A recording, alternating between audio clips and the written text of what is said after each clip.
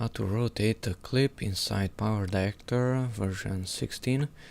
So to rotate or flip upside down a clip or to a certain angle, let's just drag and drop a clip onto the timeline.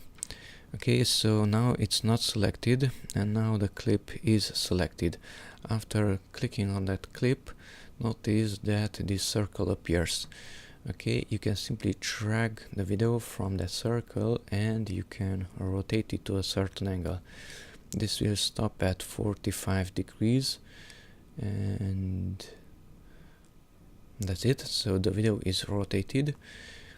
Okay, another way to rotate the clip is to select it, click on it, go to Tools and go to Power Tools.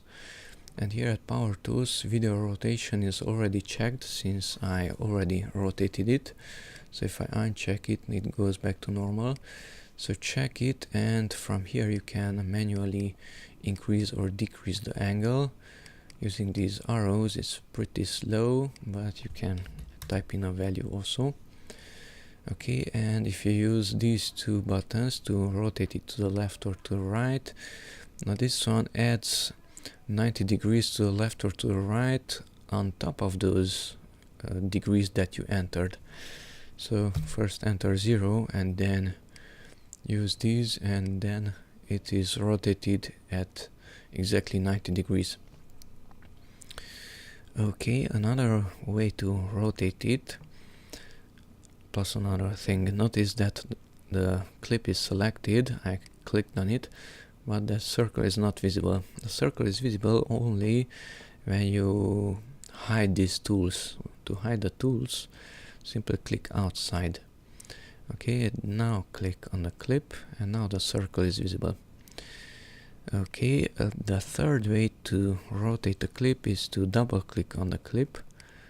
Okay, and now this picture-in-picture designer appears. And here we have flip. Flip is doing a slightly different job. Now it's on upside down. Notice the sky is down.